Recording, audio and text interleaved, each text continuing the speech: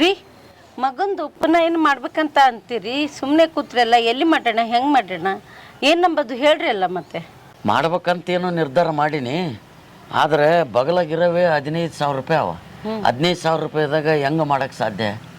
ಅದಕ್ಕೆ ಸುಮ್ಮನೆ ಸಿಂಪಲ್ಲಾಗಿ ಮಾಡಿಬಿಡೋಣ ಅಂತ. ರೀ ಇರತ್ತ ಒಬ್ಬ ತಮ್ಮ ಮಗನ ಚಲೋತ್ನೆ ಮಾಡೋಣ ರೀ, ಬಂಧು ಬಳಗನ ಕರೆಸಿ ಭರ್ಜರಿ ಮಾಡೋಣ. ಏನಿಲ್ಲ, ಅದೇ ಅಣ್ಣನ ಕೇಳ್ಬೇಕಂತ ಮಾಡೀನಿ, ಕೇಳಲೇಬೇಡ ಅಂತ ಆಲೋಚನೆ ಆಗ್ಯದ.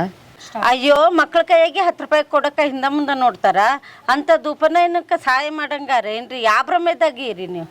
ನಮ್ಮ ಅಣ್ಣನ ಒಂದು ಸಲ ಕೇಳಿ ನೋಡ್ತೀನಿ, ಹಾಂ ರೀ, ಏನಾಗುತ್ತಾ ನೋಡೋಣ ಅಂತ.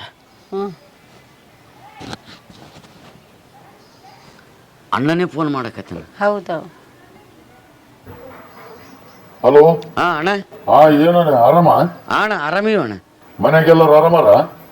ಎಲ್ಲರೂ ಆರಾಮೀವಿ ಅಣ್ಣ, ಮನೆಗೆ ಎಲ್ಲರೂ ಆರಾಮಿ. ಅದೇ ಮಗಂದು ಉಪನಯನ ಮಾಡ್ಬೇಕಂತ ಅಂದಂತ, ಅದಕ್ಕೆ. ಹೌದಣ್ಣ, ಅದೇ ಮಾಡ್ಬೇಕಂತೇಳಿ ಡೇಟ್ ಫಿಕ್ಸ್ ಮಾಡಿದ್ದೆ.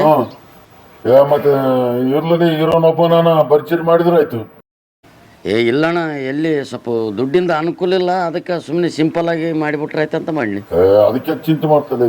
ನಾನು ಒಂದು 50,000 ರೂಪಾಯಿ ಕೊಡ್ತೀನಂತ, ಭರ್ಜರಿ ಮಾಡಮ್ಮ. ಆಯ್ತಣ್ಣ, ನೀನು ಹೆಂಗಂತ ಹಂಗ. ಅಣ್ಣ ನಿನ್ನ ಮಗ ಮತ್ತೆ ನನಗೂ ಮಗ ಅಲ್ಲ. ಆಗ್ಲಣ್ಣ, ನೀ ಹೇಳ್ದಂಗೆ ಆಗಲಿ.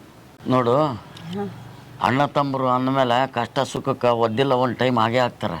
ಒಂದೇ ತಾಯಿ ಹೊಟ್ಟೆಗೆ ಹುಟ್ಟುತ್ತೀವಿ, ಒಂದೇ ಮನೆಗೆ ಬೆಳಿತೀವಿ. ಯಾವುದೇ ಅಣ್ಣ ತಮ್ಮ ಆದ್ರೂ ಮದುವೆಕ್ಕಿಂತ ಮೊದಲ ಯಾರೂ ಬೇರೆ ಆಗಿಲ್ಲ, ಯಾರೂ ಭಾಗ ಆಗಿಲ್ಲ. ಮದುವೆ ಆದಮೇಲೇ ಇವೆಲ್ಲ ನಡೀತಾವೆ. ಇದಕ್ಕೆಲ್ಲ ಕಾರಣ ಅವ್ರವ್ರ ಹೆಂಡ್ರ ಮಾತು ಕೇಳೇ ಅಣ್ಣ ತಮ್ಮರು ದೂರ ಆಗ್ಯಾರ ಹೊರತು ತಮ್ಮ ಇಚ್ಛೆಯಿಂದ ಸ್ವಂತ ಮನಸ್ಸಿನಿಂದ ಯಾರೂ ಬೇರೆ ಆಗಿಲ್ಲ.